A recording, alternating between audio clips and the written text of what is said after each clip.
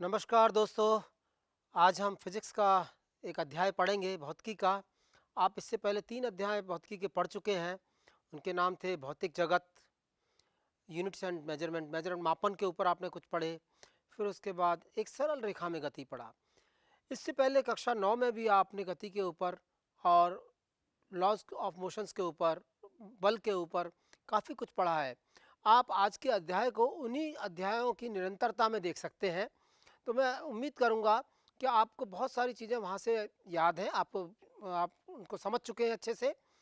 और चूंकि हमारे पास सिर्फ 4 एपिसोड का समय है, तो जो जहाँ पर रिपीट करेंगे वहाँ पर मैं थोड़ा सा फास्ट होऊंगा, थोड़ा तेज़ होऊंगा। और अदरवाइज मेरी कोशिश होगी कि आपको हर अध्याय, हर पॉइंट अच्छी तरह से मैं समझाने का प्रयास करूँ। इस अध्याय में मैं आपको थोड़ा सा रिव्यू करने के लिए मैं आपको याद दिलाऊं कि आपने क्या क्या पढ़ा है।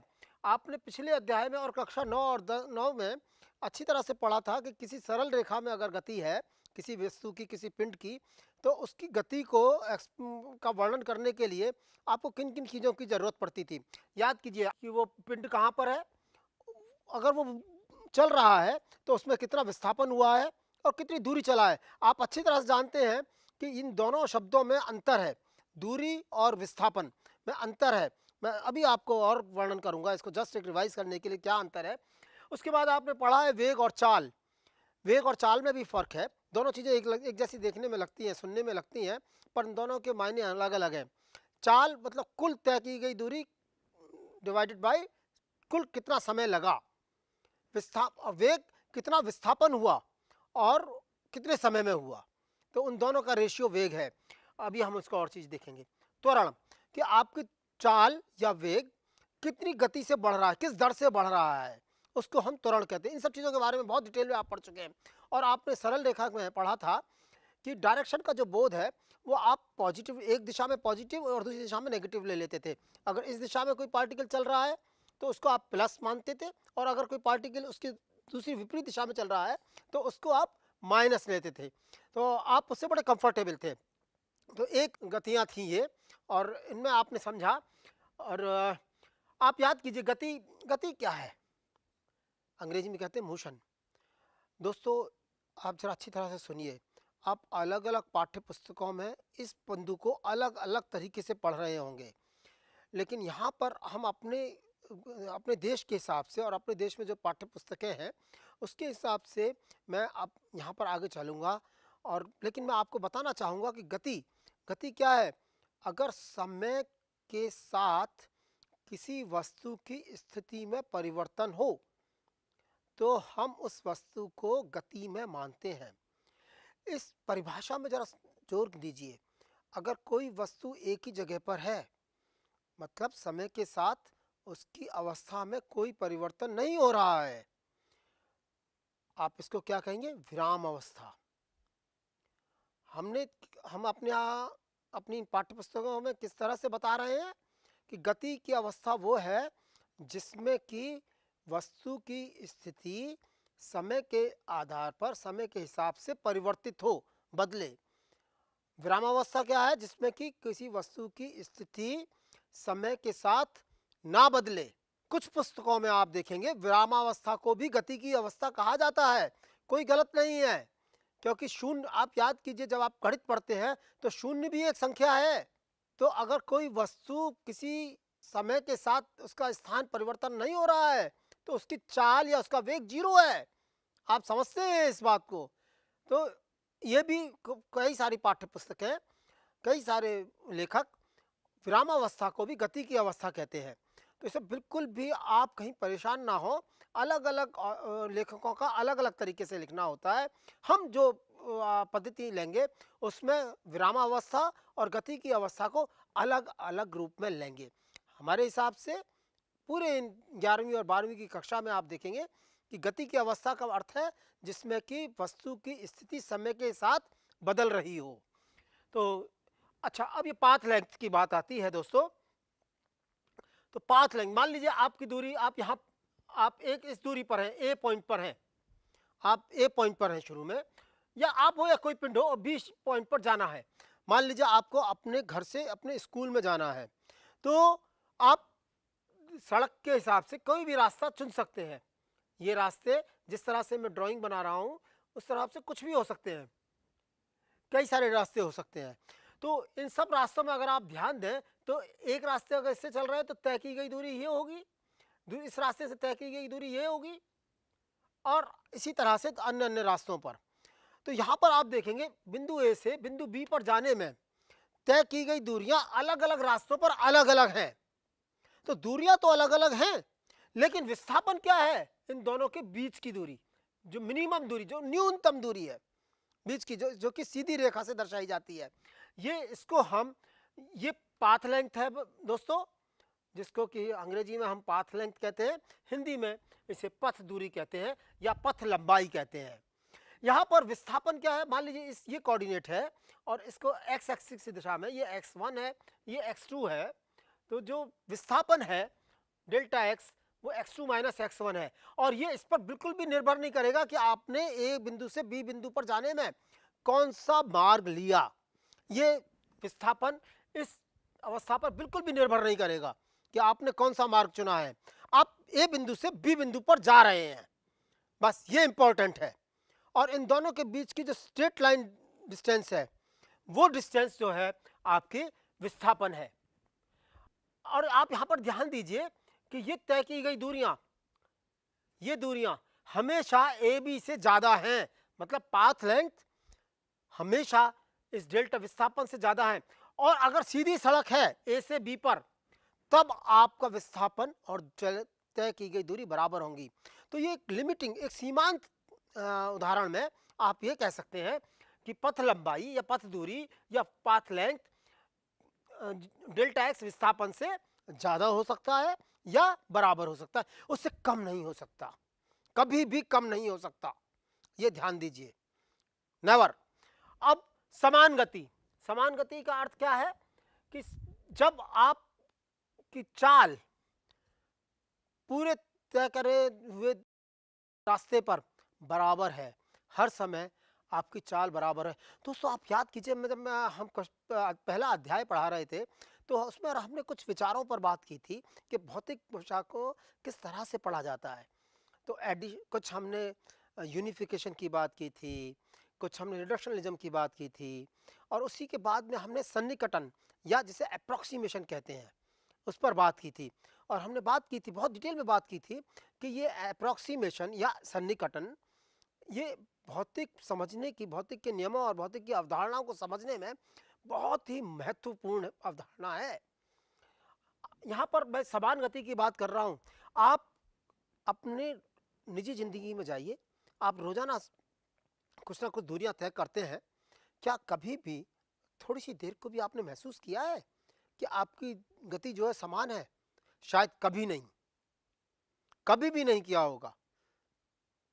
आप जब वस्तुएं चलती हैं, कार क्या हमेशा, जिस कार में या जिस स्कूटर में आप हैं, क्या वो हमेशा एक बराबर गति से चलते हैं? उनका स्पीडोमीटर बदलता ही है। तो लेकिन तब भी हम इस पूरे के पूरे प्रोसीजर को समझने के लिए अलग अलग तरीके से पढ़ने की कोशिश करते हैं, और समान गति या जिसमें गतियां बदल रही हैं, इस तरह से हम अलग अलग तरीके से उनकी अवधारणाओं को पढ़ते हैं। हम दोस्तों बहुत डिटेल में इन सब चीज़ों को करेंगे इस अध्याय में भी और इससे आगे आने वाले अध्याय में भी, जिसमें कि हम बल के बारे में बात करेंगे और लॉज ऑफ मोशन, मतलब गति के नियमों के बारे में बात करेंगे। उस सब में आप बहुत अच्छी तरह से पढ़ेंगे। तो अभी मैं इसको से थोड़ा सा आगे बढ़ते हुए आगे बढ़ता हूँ, और यहाँ पर आप देख रहे हैं मैंने वर्ड शब्द लिखा है औसत वेग या औसत चाल। औसत चाल क्या है दोस्तों? किसी समय डेल्टा टी टाइम में तय की गई दूरी डिवाइडेड बाय इसमें लगा हुआ कुल समय। आप इस उदाहरण में जाइए, आप इस उदाहरण में जाइए, देख रहे हैं आप कि इन सब में तय की गई दूरियां अलग अलग हैं। हो सकता है कि इन सब में बराबर बराबर समय लगाओ, चाहे मैं इस रास्ते से जाऊं, चाहे मैं इस रास्ते से जाऊं, चाहे इस रास्ते से जाऊं, चाहे इस रास्ते से जाऊं। हो सकता है ऐसा कि सब में बराबर समय लगा है। तो अब आप जरा थोड़ा सा अपने दिमाग में दौड़ाइए दोस्तों कि किस अवस्था में चाल ज्यादा थी, किस अवस्था में चाल ज्यादा थी और किस अवस्था में चाल कम है, जिसमें हमने ज्यादा दूरी तय की है और बराबर समय लगा है। तो बहुत ही सीधा सा आपका उत्तर होगा कि जिसमें हमने ज़्यादा दूरी तय की है और समान समय लगा है तो वहाँ पर हमारी चाल ज़्यादा रही होगी, तभी हमने कम समय में उतनी ही दूरी को तय कर लिया। और जिसमें सबसे जो रास्ता सबसे छोटा था और समय उतना ही लगा था, तो उस रास्ते को तय करने में हमारी चाल सबसे कम थी। ये बहुत साधारण से निष्कर्ष हैं, इसमें कोई दुभाषा की बात ज़रूरत नहीं है और आपने इन सब चीज़ों को बहुत अच्छी तरह से पढ़ा है। जी, औसत चाल को आपने देखा कि total path length covered by total time taken is, ये आपकी औसत चाल है, कुल कितना समय लगा। और इसके बारे में हम चर्चा कर चुके हैं कि औसत चाल किस तरह से हम कैलकुलेट करनी है। अब हम करते हैं औसत वेग पर आते हैं। अब औसत वेग पर देखिए, शुरू का बिंदु ये है, आखिरी बिंदु ये है बी, और इसके बीच में जो न्यूनतम दूरी है वो ए बी है, मतलब x2 minus x1 A B. तो दूरी तो हमेशा, ये जो विस्थापन है वो फिक्स्ड है, तो delta X by delta T. अब एक्स टी ग्राफ, चाहे अब आप इस रास्ते से जाएं, इस रास्ते से जाएं, इस रास्ते से जाएं, इस रास्ते से जाएं, डेल्टा एक्स हर रास्ते में बराबर होगा। अब चूंकि हमने जो उदाहरण दिया है, इस उदाहरण में कहा है कि किसी भी रास्ते से जाने पर सभी रास्तों में बराबर समय लग रहा है, बिल्कुल बराबर का, तो वेग जो औसत वेग है वो हर रास्ते पर बराबर होगा, क्योंकि विस्थापन हर स्थिति में बराबर है, समान है, समय बराबर है, तो delta X by delta T समान हुआ, तो ये औसत वेग एक ही उसका मान है। औसत चाल आपने देखा कि इस उदाहरण में औसत चाल, रास्ता बदलने पर औसत चाल भिन्न भिन्न हो सकती हैं, हालांकि समय, तो उस दूरी को तय करने में जितना समय है वो हर स्थिति में बराबर है। तो औसत चाल तो भिन्न भिन्न हो सकती है, लेकिन औसत वेग एक ही होगा, क्योंकि वेग की अवधारणा क्यों है, क्योंकि वो विस्थापन पर निर्भर करता है, और विस्थापन मार्ग पर निर्भर नहीं करता, बल्कि शुरुआती पोजीशन, प्रारंभिक स्थिति और अंतिम स्थिति पर ही निर्भर करता है, और उनके बीच में जो न्यूनतम दूरी है उन पर निर्भर करता है। तो औसत वेग और औसत चाल की अवधारणा को आप समझ चुके होंगे। अब तात्क्षणिक वेग आपने पढ़ा होगा, तात्क्षणिक वेग, देखिए हम औसत वेग की बात कर रहे हैं। अब औसत वेग तो एक लंबे समय के बीच में हुआ, और नाम से ही जाहिर होता है औसत, मतलब जहाँ पर कि बहुत सारी चीज़ें हैं, बहुत सारा लंबा समय है, और उसमें पूरे समय में आप पूरी उसका वेग देख रहे हैं, पूरी प्रॉपर्टी देख रहे हैं, पूरा उसका गुणधर्म देख रहे हैं। तात्क्षणिक वेग, इसे अंग्रेजी में हम इंस्टेंटेनियस स्पीड वेलोसिटी कहते हैं।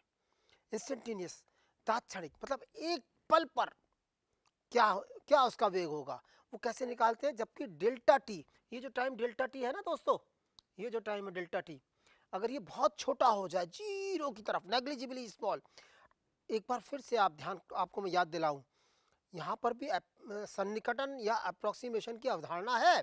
आप देखिए, delta T tending to zero, delta T is tending to zero, इस पर ध्यान दीजिए, ये जीरो नहीं है, delta T is equal to zero नहीं लिखा है मैंने, यहाँ डेल्टा टी जीरो की तरफ अग्रसर है, मतलब उसका मान बहुत छोटा है। तो इतने टाइम पर जो उसकी, जो उस वस्तु का या पिंड का वेग होगा, उस वेग को हम तात्क्षणिक वेग कहते हैं, या इंस्टेंटेनियस वेग। और भौतिकी की भाषा में एक तात्क्षणिक वेग को ही एक समय पर उसका वेग कहते हैं। इसी तरह से हम त्वरण को देखते हैं। तो दोस्तों आप देख रहे हैं कि जब डेल्टा टी समय बहुत कम है, दो पूरी गति के दरमियान, तो वेलोसिटी लिमिट, ये एवरेज वेलोसिटी है, एवरेज वेलोसिटी जब delta T tends to zero, मैंने अभी पिछली स्लाइड में क्या बताया था, तात्क्षणिक वेग, और उसी को ही हम टाइम टी वेग कहेंगे। तो आप यहाँ पर देख रहे हैं limit delta T tends to zero, delta X क्या है, विस्थापन, x2 minus x1 by delta T. तो आपने पिछले अध्याय में कैलकुलस थोड़ा सा व्यवकलन पढ़ा होगा, और वहाँ पर आपने देखा होगा कि जब हम delta T tends to zero होता है, तब ये जो रेशियोज हैं उनको हम डिफरेंशियल के टर्म्स में लिख सकते हैं, और डिफरेंशियल के टर्म्स में या अवकलन के टर्म्स में लिख सकते हैं, तो D X by D T कहेंगे। तो ये D X by D T, V is equal to D X by D T, इसको हम गणित की भाषा में ऐसे कहेंगे कि वेग समय का, वेग दूरी का समय के सापेक्ष अवकलन है। वेग तय की गई दूरी का समय के सापेक्ष अवकलन है। तो आपने देखा कि velocity is nothing but limit delta T tends to 0 D delta X by delta T, और जिसको हम D X by D T कहते हैं। अब आप इस ग्राफ को, अगर मैं ग्राफ बनाऊं तो यहाँ पर t और यहाँ पर x, और मान लीजिए t इजिकल टू 0 पर वो ओरिजिन पर था, तो आप इसकी जो प्रवणता है, जो स्लोप है, ये dx और ये dt, इसकी जो प्रवणता, जो स्लोप है इस ग्राफ का, वो आपको यहाँ पर इस वस्तु का वेग बताएगा। ये आप जानते हैं, अच्छी तरह से पढ़ा है। यहाँ पर जस्ट मैं रिवाइज कर रहा हूँ। यहाँ पर सिर्फ मैं आपको एक चीज़ बताना चाहता हूँ कि जैसे जैसे dt कम होता जाएगा, जैसे जैसे dt कम होता जाएगा, तो ये ग्राफ इस तरीके का होता जाएगा, बहुत छोटा, और फिर आखिर में बहुत छोटा हो जाएगा। इस छोटे से टाइम में जो वेग मिलेगा वो आपका तात्क्षणिक वेग है, और उस समय पर वो उस वस्तु का वेग कहते हैं। इस तरह से हम इसको आगे चलेंगे। तो दोस्तों, और आप अगर देखें तो ये xt ग्राफ है, और मान लीजिए मुझे इस ग्राफ इतने समय पर चली हुई दूरी मालूम करनी है, तो आप कैसे करते थे कि इस पैरेललोग्राम का आप, या इस चतुर्भुज का आप एरिया मालूम करते थे। तो ये जो एरिया है वो पूरे इसका आपको दूरी, तय की गई दूरी बता देगा। इसी तरह से एक समान त्वरण से, अगर अब आप त्वरण की बात, हम एक स्टेप ऊपर जा रहे हैं वेलोसिटी से त्वरण पर। त्वरण क्या था? वेग परिवर्तन की दर। मान लीजिए कोई वस्तु इस तरह से गति कर रही है कि उसकी जो चाल है, इसका जो वेग है, वो नियत समय के हिसाब से बढ़ रहा है। यहाँ पर हम ये मानकर चलेंगे, अपनी कक्षा 11 के जितने भी मैकेनिक्स की प्रॉब्लम, यांत्रिकी की समस्याएं होंगी, वहाँ पर जो विचार करेंगे, उनमें हम ये मानकर चलेंगे कि ये दर हमेशा समान रहती है, मतलब उसका त्वरण एक समान रहता है। त्वरण एक समान रहता है, या इसको हम नियत भी कहते हैं, कांस्टेंट एक्सीलरेशन या यूनिफॉर्म एक्सीलरेशन, एक समान त्वरण या नियत त्वरण। तात्पर्य उसका क्या है कि वेग परिवर्तन की दर समान है। मान लीजिए पहले 4 सेकंड में किसी वस्तु की वेग 10 मीटर प्रति सेकंड से 20 मीटर प्रति सेकंड हो जाती है, तो अगले 4 सेकंड में, मतलब 8 सेकंड में उसका वेग 40 मीटर प्रति सेकंड हो जाएगा, दूना हो जाएगा। 10 सेकंड में दूना हो रहा है, 4 सेकंड में दूना हो रहा है। तो इस हिसाब से आप एक समान त्वरण की अवधारणा को ले सकते हैं। और इस सब को करने के बाद आपको मालूम है कि जो इक्वेशन ऑफ मोशंस या गति के समीकरण है, उनको हम इस तरह से लिख सकते हैं। v अंतिम वेग, v0 प्रारंभिक वेग, a एक समान एक्सीलरेशन, एक समान त्वरण, नियत त्वरण, और टाइम t, मतलब ये इक्वेशन क्या बता रही है आपको? वस्तु का t समय के बाद वेग, जबकि उसका प्रारंभिक वेग v0 रहा हो और उसका त्वरण a हो। अच्छा, इसी समय में तय की गई दूरी x है, जो कि v0t plus half at square. इसको आप बहुत आसानी से, अगर vt ग्राफ बनाएं तो बहुत आसानी से आप बिल्कुल ज्यामिति के नियमों का उपयोग करें, आप पाएंगे कि आपको यही आंसर मिलेगा ग्राफिकल मेथड से। आप कर चुके हैं, आप इसको चाहें तो एक एक्सरसाइज की तरह से दोबारा से कर सकते हैं, आपकी पाठ्य पुस्तकों में दिया हुआ है। मैं यहाँ पर उसको बहुत ज़्यादा एक्सप्लेनेशन से और नहीं दूंगा। अब दोस्तों, एक चीज़ आपको मैं अब जरूर आगाह कर दूं, वो ये कि किसी भी वस्तु की गति को की व्याख्या करने के लिए, गति को समझाने के लिए, ये ध्यान दीजिए कि ये 2 इक्वेशन काफ़ी हैं, पर सामान्यतः बहुत सारी किताबों, पुस्तकों में ये 3 इक्वेशन दी हैं, तीसरी इक्वेशन भी दी है। इस तीसरी इक्वेशन की कोई खास ज़रूरत नहीं है। इन दोनों इक्वेशन से ये इक्वेशन अपने आप निकल आएगी, अगर आप निकालना चाहें। बहुत सारी पाठ्य पुस्तकों में ये 3 ही नहीं है, 5 इक्वेशंस हैं, 8 इक्वेशंस हैं, बहुत सारी इक्वेशंस दे सकते हैं। हमने 3 ही इक्वेशंस अपनी चॉइस के हिसाब से लिखे, अपनी सुविधा के लिए लिखी हैं।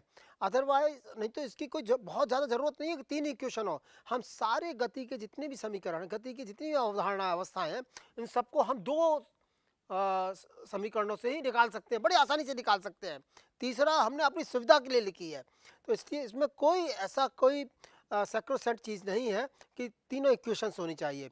इसीलिए अब जो नई पुस्तकें हैं, पाठ्य पुस्तकें हैं, वो वहाँ पर गति के 3 समीकरण शब्द नहीं कहते हैं, वो सिर्फ गति के समीकरण शब्दों को कहते हैं। 3 समीकरण नहीं है, ये समीकरण इनफाइनाइट नंबर हो सकते हैं, पर मिनिमम 2 चाहिए। ये 2 समीकरण काफ़ी हैं। तो इन सब समीकरणों में आप ये देखें, इन सब समीकरणों में दोस्तों time t is equal to 0 पर बिल्कुल शुरुआत में, प्रारंभ के समय में हर वस्तु की स्थिति को x इज इक्वल टू 0 माना गया है। और अगर हम उसकी स्थिति x इक्वल टू 0 ना होकर के x equal to something x 0 हो, तो यहाँ पर x की बजाय हम x minus x not x 0 लिखेंगे। ये सब अंतर आप पढ़ चुके हैं दोस्तों। मैं इसमें अब आपने ध्यान होगा, अब मैं अभी तक आपने एक विमीय गति मतलब एक सरल रेखा में पढ़ा, अब हम दो विमीय में जा रहे हैं। दो विमीय गति, द्विविमीय गति पर। द्विविमीय गति मतलब जो कि एक तल पर होगा, प्लेन में होगा, एक्स वाई। एक्स और वाई भी हमारी अपनी चॉइस है, इसमें कोई सैक्रोसेंसी नहीं है दोस्तों, ये ध्यान रखिएगा। ये सारी की सारी चॉइस हमारी अपनी है। गणित के अध्यायों में आपने बहुत अच्छी तरह से पढ़ा होगा, और मैं एक बार फिर से बता रहा हूँ आपके सुविधा के लिए। मैं x इधर लेता हूँ या y इधर लेता हूँ, कोई जरूरी नहीं है, मैं x इधर ले सकता हूँ, y इधर ले सकता हूँ। सिमिलरली मैं x इधर ले सकता हूँ और y इधर ले सकता हूँ। बस जो हमारी अवधारणा है वो ये अवधारणा है कि दोनों के बीच में 90 डिग्री का कोण हो, दोनों एक दूसरे के लंबवत हों, ये हमारी अवधारणा है। इसमें भी कोई जरूरी सैक्रोसेंसी नहीं है। आप आगे आने वाले अध्यायों में, 12वीं कक्षा के अध्यायों में पढ़ेंगे कि यही एक सिस्टम नहीं है, ये आयताकार कार्तीय प्रणाली कहलाती है, रेक्टेंगुलर कार्टेशियन कोऑर्डिनेट सिस्टम। ये कोई जरूरी नहीं है, मैं इस पर अभी और जोड़ दूंगा थोड़ा सा बाद में, लेकिन ये कोई जरूरी नहीं है कि ये इसी विधि से आपको चलना है, आप दूसरी विधियों से भी चल सकते हैं। Spherical coordinate system, polar coordinate system, cylindrical coordinate system, इस तरह के अलग अलग कार्तीय प्रणालियां हैं। आप जिन प्रणालियां हैं, इन प्रणालियों के बारे में आप आगे देखेंगे। कोई नियत चीज नहीं है। पहले अध्याय में मैंने बताया था आपको कि भौतिकी के जो नियम हैं वो समय के हिसाब से बदल सकते हैं। Physics is dynamic, the whole science is dynamic, इन सब चीज़ों की मैंने बहुत व्याख्या की थी। कोई बात नहीं, दोबारा से समझ लीजिए, विज्ञान का कोई भी नियम अचर नहीं है। अचर नहीं है मतलब वो सब नियम बदल सकते हैं, बदले हैं। उन सब के बारे में एक लाइन में मैं आपको उत्तर दूं कि आज से 200 साल पहले हम द्रव्यमान को अचर मानते थे, आज द्रव्यमान को हम अचर नहीं मानते हैं। हम सब जानते हैं कि द्रव्यमान ऊर्जा में परिवर्तित होता है। उदाहरण के तौर पर एटम बम, जितने भी न्यूक्लियर पावर्स हैं, न्यूक्लियर पावर स्टेशन है, सब में द्रव्यमान ऊर्जा में परिवर्तित हो रहा है। तो कोई बात नहीं दोस्तों, इसको ध्यान रखिए, यही एक विज्ञान की खूबसूरती है कि इसमें नियम बदलते हैं और आपके पास बहुत स्कोप है इसमें आगे रिसर्च करने का, आप इसमें बहुत कैरियर बना सकते हैं दोस्तों। तो आप ये भौतिकी का बहुत ही अवधारणा, मूल नियम है कि कुछ भी चीज़ अचर नहीं है, सब चीज़ें चर है, बदल सकती हैं, समय के हिसाब से बदल सकती हैं। अब आप ये देखिए, दो विमीय गति को हम एक तल में मानते हैं, जिसका कि हम इस अध्याय में अध्ययन करेंगे। दो विमीय, तीन विमीय है, एक्स वाई जेड आपने पढ़ा होगा, X axis, Y axis, Z axis, तीन एक्सिस है। ये त्रिविमीय हुआ। तो द्विविमीय जो संस्करण है वो एक तल को बताते हैं, त्रिविमीय जो है वो स्थान को, स्पेस को बताते हैं, पूरी स्पेस को आपको बताएंगे, पूरे के पूरे दिक् स्थान को, हिंदी में उसको दिक् स्थान कहते हैं, स्पेस को। मैं अंग्रेजी का भी शब्द साथ साथ कहीं कहीं बोलूँगा आपको, जिससे कि आपको समझने में थोड़ी आसानी हो। कोई बात नहीं दोस्तों। तो गति का वर्णन करने के लिए अब यहाँ पर एक रेखा में तो गति हो नहीं रही है, अब अलग अलग रेखाओं में गति हो रही है। अब मान लीजिए गति या एक पॉइंट से दूसरे पॉइंट पर, हमको एक पॉइंट से दूसरे पॉइंट पर जाना है, तो अब गति इस दिशा में हो रही है या इस दिशा में हो रही है। पहले तो हम जब एक विमीय दिशा को हम कर रहे थे, डिस्कस कर रहे थे, तो बड़ा आसानी से प्लस और माइनस कर लेते थे। लेकिन अब कोई गति इधर भी हो सकती है, कोई गति इधर भी हो सकती है, कोई गति इधर भी हो सकती है। अब क्या करें, अब तो प्लस माइनस से काम होगा नहीं, अब तो कुछ और करना पड़ेगा। तो अब इस कुछ और करने के लिए हमें कुछ राशियों की जरूरत होती है, जिन राशियों को हम अब सदिश राशियां कहते हैं, हिंदी अंग्रेजी में उसको वेक्टर कहते हैं। अब वेक्टर और स्केलर, स्केलर मतलब अदिश। अभी तक हमने कोई अदिश राशियों की बात की थी, दिशा की बात नहीं करते थे। अब हमें जब एक तल में या एक स्पेस में दिक् स्थान में बात करेंगे तो हमें उनकी दिशाओं की बात भी करनी होगी, ज़रूरी है। तो वो भौतिक राशियाँ जिनमें कि हमें दिशा की भी ज़रूरत पड़ती है, उनको हम सदिश राशियाँ कहते हैं। नाम से आप क्लियर है, सदिश राशियाँ कहते हैं। जिनमें दिशा की ज़रूरत नहीं पड़ती, उनको अदिश राशियाँ कहते हैं या स्केलर क्वांटिटीज़ कहते हैं। दोस्तों, खाली यही अंतर नहीं है दोनों में, सदिश और अदिश में। आप बहुत सारे जगह पर देखते होंगे कि ये इसी तरह का कुछ लिखा होता है कि सदिश राशियाँ वो हैं जिनको की व्याख्या करने के लिए आपको उसका परिमाण और दिशा दोनों की आवश्यकता होती है, और अदिश राशियाँ वो हैं जिनकी की व्याख्या सिर्फ उनके परिमाण से की जा सकती है। ये बात थोड़ी अधूरी है दोस्तों। अभी आप देखेंगे कि जैसे विद्युत धारा, इलेक्ट्रिक करंट आप कोई भी सर्किट लीजिए, एक तार इधर जा रहा है, एक तार इधर जा रहा है, मान लीजिए इसमें धारा I1 है, इसमें धारा I2 है, और दोनों मिलकर एक तार और जा रहा है, और इसमें धारा I होगी जिसका कि मान I1 प्लस I2 होगा। आप जानते हैं ना, इस सबको किया है आपने, खूब किया है, सर्किट में कैसे भी कर दीजिए। इलेक्ट्रिक सर्किट कक्षा 10 में, कक्षा 8 में बनाए हैं आपने देखा है, कुछ अंतर नहीं पड़ता, तार को कैसे भी लगा दें। तो एक्सपेरिमेंट भी किए हैं, आगे भी करेंगे, कोई बात नहीं। लेकिन यहाँ पर देखिए धारा की दिशा भी है, और धारा का परिमाण भी है, I1 I2। तो क्या ये वेक्टर राशि हो गए? नहीं।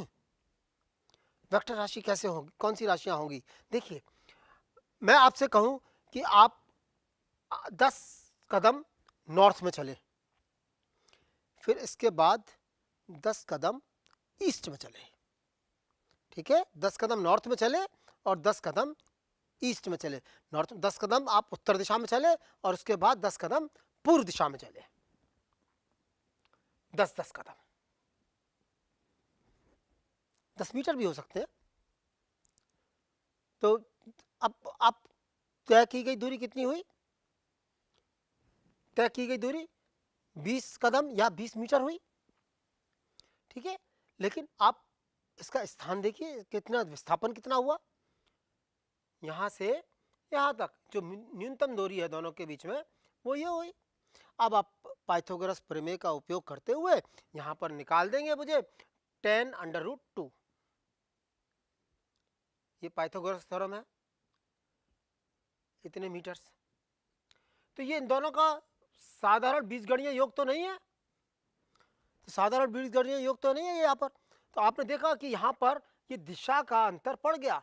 तो वेक्टर राशियां या सदिश राशियां वो राशियां हैं जिसमें कि उसका परिमाण भी है, उसकी दिशा भी है, लेकिन वो एक स्पेशल लॉ, एक खास नियम, इन सदिशों राशियों के योग का एक खास नियम, जिसको कि हम सदिशों का योगीय नियम कहते हैं, वेक्टर एडिशन ऑफ क्वांटिटीज, उसका पालन करते हैं।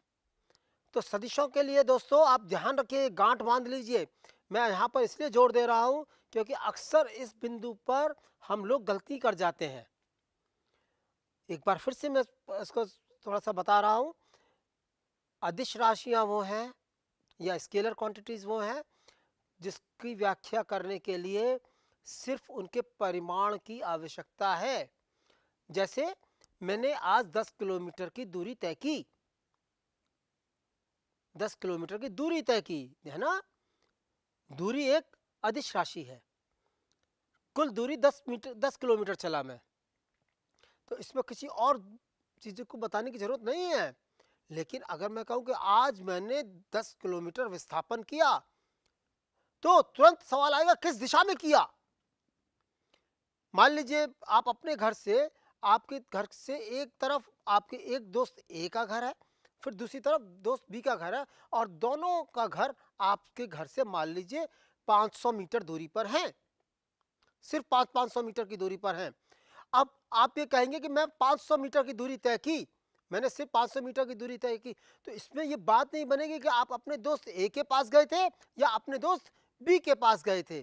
तो आपको बताना पड़ेगा कि ए के घर की ओर मैंने 500 मीटर दूरी तय की या बी के घर की ओर मैंने 500 मीटर दूरी की तय की। आप समझ रहे हैं सदिश और अदिश राशियों में अंतर? तो सदिश और अदिश राशियों में यहाँ फ़र्क है। तो और सदिश राशियाँ वो हैं जिसको कि व्याख्या करने के लिए उनका परिमाण भी चाहिए और उनका दिशा भी चाहिए और साथ-साथ उनका योग एक ऐसे लॉ से गवर्न होता है जिसको कि हम वेक्टर लॉ ऑफ एडिशन या सदिश राशियों का जोड़, सदिश राशियों का योग कहते हैं। उस सदिश राशियों के योग के नियम को फॉलो करते हैं। तो ये आप देख रहे हैं यहाँ पर कि इनका जो बीजगणित है वो थोड़ा भिन्न है। तो यहाँ पर ये जो सदिश राशियों में जो बीजगणित है, जो उनका जोड़ना है, घटाना है, वो साधारण बीजगणित के नियमों के हिसाब से अनुसार नहीं है। तो यहाँ पर एक अलग बीजगणित की जरूरत होती है जिसको कि हम सदिश बीजगणित या वेक्टर अलजेब्रा कहते हैं। अब आगे आने वाले एपिसोड में मैं आपसे चर्चा करूंगा कि ये जो सदिश राशियां हैं इनका वास्तविक संख्याओं से गुणा कैसे होता है, इनका आपस में जोड़ कैसे होता है, ये आपस में कैसे घटते हैं। और अध्याय 6 में हम बात करेंगे कि इनका आपस में गुणनफल कैसे होता है ना, इसके गुणनफल के कितने प्रकार होते हैं। तो आज के इस एपिसोड में मैं यहीं पर ही इस एपिसोड को बंद कर रहा हूं और अगले एपिसोड में मैं सदिशीय बीजगणित के बारे में और चर्चा करूंगा दोस्तों। जब तक आपसे उम्मीद है कि आप इसको थोड़ा रिवाइज कीजिएगा, थोड़ा सा इसको इन सब चीज़ों को दोहराइएगा तो आगे आपको पढ़ने में बड़ा मज़ा आएगा। ये बहुत मज़ेदार सब विषय है, ये बहुत की वैसे भी बहुत मज़ेदार विषय है और यांत्रिकी और अच्छा विषय है। धन्यवाद दोस्तों।